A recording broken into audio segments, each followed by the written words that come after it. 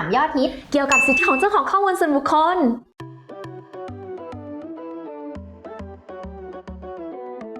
เจ้าของข้อมูลส่วนบุคคลมีสิทธิดังต่อไปนี้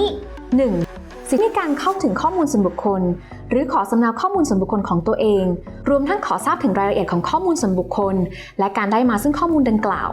2. สิทธิการขอแก้ไขข้อมูลส่วนบุคคลให้เป็นปัจจุบันถูกต้องสมบูรณ์และไม่ก่อให้เกิดความเข้าใจผิด 3. สิทธิการลบทำลายหรือเปลี่ยนแปลงข้อมูลส่วนบุคคลให้เป็นข้อมูลที่ไม่สามารถระบุตัวบุคคลได้ 4. สิทธิในการระงับการใช้ข้อมูลส่วนบุคคลซึ่งเป็นสิทธิที่ใช้ได้ในบางกรณีเท่านั้น เช่น ระหว่างรอการยืนยันความถูกต้องของข้อมูลส่วนบุคคล 5. สิทธิในการโอนย้ายข้อมูลส่วนบุคคลขอรับข้อมูลหรือโอนต่อไปยังผู้ควบคุมข้อมูลส่วนบุคคลรายอื่นก็ได้หรือขอรับข้อมูลที่โอนต่อไปนั้น 6. สิทธิในการคัดค้านการเก็บรวบรวมใช้หรือเปิดเผยข้อมูลส่วนบุคคลในบางกรณี เช่น คัดค้านการทำการตลาดแบบตรง 7. สิทธิในการถอนความยินยอมในกรณีที่เจ้าของข้อมูลส่วนบุคคลเคยให้ความยินยอมไปแล้ว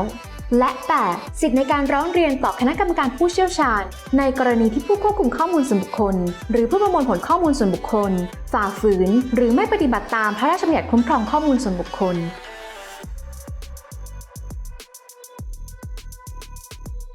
ผู้มีสิทธิในข้อมูลส่วนบุคคลจะจำกัดเฉพาะเจ้าของข้อมูลส่วนบุคคลนั้นเท่านั้นนะคะเพราะฉะนั้นแม้ผู้ที่มีความเกี่ยวข้องทางสายเลือดอย่างเช่นบุตรก็มิสามารถใช้สิทธิของบิดามารดาได้ค่ะ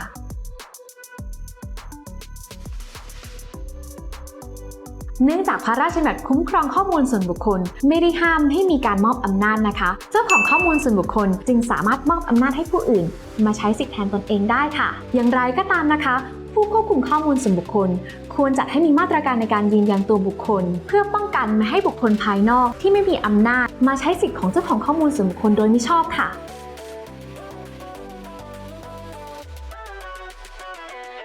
การโอนย้ายข้อมูลส่วนบุคคลตามสิทธิ์เนี่ยจะต้องเกิดจากการใช้สิทธิ์ก่อนนะคะในขณะที่การส่งหรือโอนข้อมูลส่วนบุคคลตามมาตรา 28 ของพระราชบัญญัติคุ้มครองข้อมูลส่วนบุคคลจะต้องเป็นไปตามเงื่อนไขหรือหลักเกณฑ์ในการส่งหรือโอนข้อมูลส่วนบุคคลนะคะซึ่งไม่เกี่ยวข้องกับสิทธิ์ในการโอนย้ายข้อมูลส่วนบุคคลค่ะ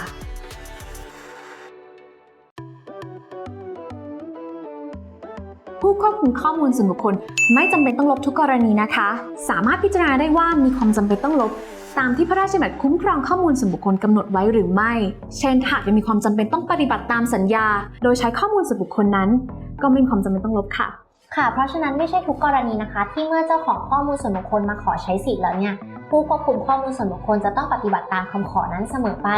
เนื่องจากคำขอใช้สิทธิ์ใดๆอาจถูกจำกัดอยู่ภายใต้เงื่อนไขและข้อยกเว้นภายใต้พระราชบัญญัติคุ้มครองข้อมูลส่วนบุคคลค่ะเพราะฉะนั้นเจ้าของข้อมูลส่วนบุคคลรวมไปถึงผู้ควบคุมข้อมูลส่วนบุคคลควรศึกษาเงื่อนไขและข้อยกเว้นเหล่านี้ให้ดีก่อนนะคะก็จบกันไปแล้วนะคะกับ Unfold PDPA